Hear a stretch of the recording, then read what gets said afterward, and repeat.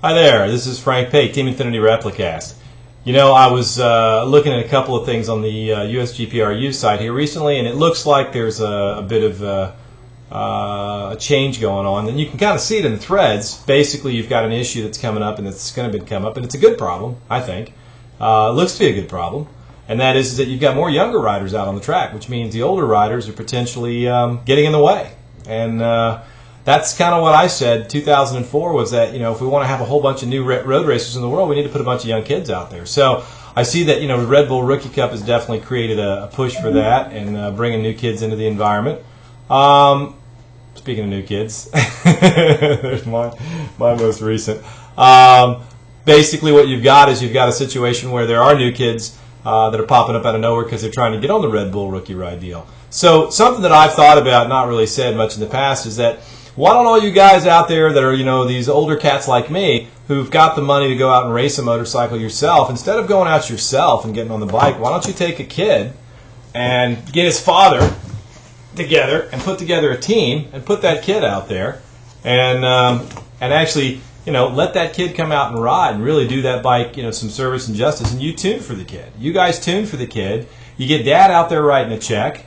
And you, Joe Racer, who are going to go out and spend some of your money anyways to race 1 or 2 or 3 rounds a year, weather permitting and budget allowing, you take that money and you channel it towards a future champion, like in the next, you know, Nicky Hayden or Valentino Rossi or, you know, any of the future stars, Danny Pedrosa, whatever.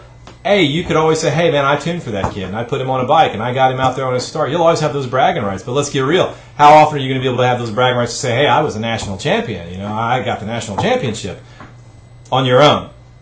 There's only a few guys out there right now that are, you know, over the young age of whatever that still have what it takes to get it done, and those guys are, you know, those guys. Most of them are. I see Tom Swaggart. He's out of the equation. You know, he's sold off his bike. I saw, and Brian Cradgett used to, you know, Brian gave it up a couple of years ago. So, you know, Nobi's still one that's out there getting it done.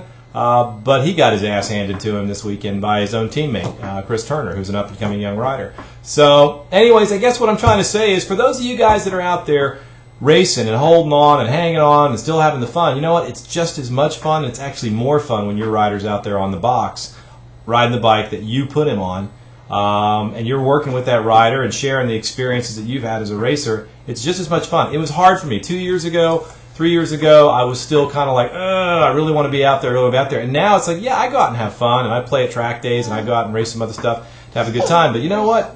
I have more fun watching that bike go across the finish line with the rider on it that I've developed the last few years. In this case, it's Kyle Ferris. Ryan Ferris before him and Alex Welsh before him. It's like, it's awesome. It's way better than being out there riding on the bike yourself.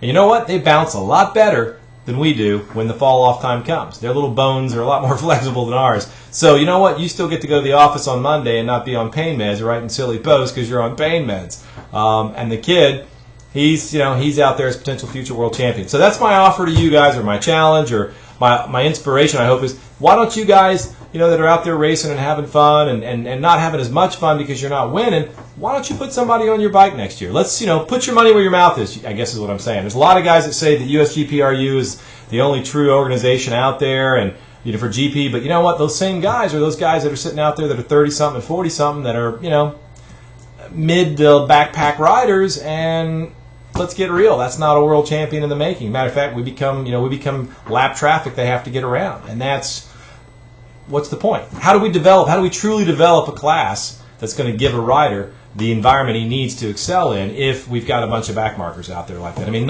if you took the front running guys, most of the field wouldn't make the 108% cutoffs. So I'm not trying to be an ass. I'm just saying the truth. It's the truth. You guys may not want to hear this. You may not want to look at it because it means you're going to have to give up something that you personally want to do. But I'm telling you, if you can make that step up and you can step back and say, hey, I'm going to put another kid on my bike next year and I'm going to tune for him, and we're going to go out there and I'm going to find a dad who's got a checkbook that's going to be out writing checks anyways, and we're going to have a concerted effort. That's what they do in England. That's what they do in Germany. That's what they do in Italy. That's what they're doing at World GP, guys. So if you want to be like a true World GP, you know, training ground, then you might as well start acting like one and, you know, put the kids on the bikes.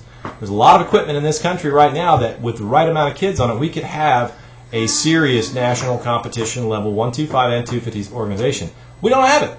That's just the truth. We don't have it because there's too many old guys out there that are slowing the progress down. You know, it's just fact.